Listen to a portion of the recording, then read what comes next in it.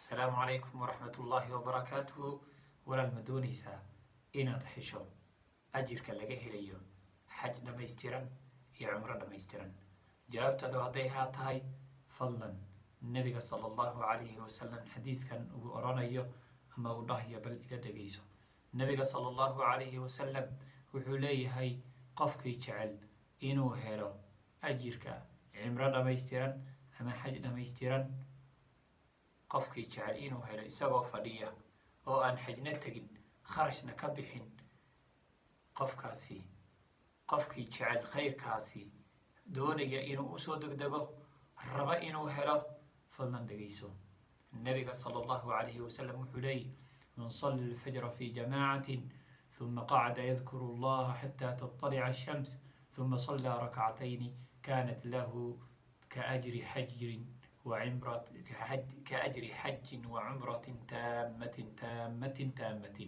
النبي صلى الله عليه وسلم wuxuu leeyahy, qofkii doonaya inuu helo ajirka xaj dhammaystiran ama cimro dhammaystiran, qofkaasi salaada subax jamca ha kusoo tukado, isla markaana ha fariisto bartuu ku tukaday oo mid fadhiya ha noqdo ilaa intay cadceedu ka soo baxayso. mar allala markay cadceedu soo baxdana ha kaco oo 2 rakacadood markaa ha tukado. mar hadduu 2 rakacadood uu tukado, waa rakacati ashuruuq, markuu tukado, qofkaasi wuxuu helayaa ajirka xaj dhammaystiran iyo cimro dhammaystiran.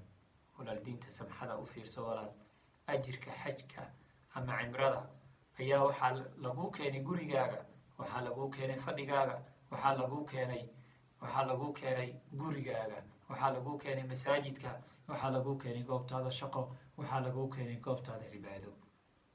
bal u fiirso, nabiga wuxuu leeyahy, mar labaad haddaan ku celiya, qofkii salaada subax jamca kusoo tukada, isla markaa fadhiya bartuu ku tukaday ilaa intay cadceedu ka soo baxayso, dabeedna 2 rakacadood oo markaa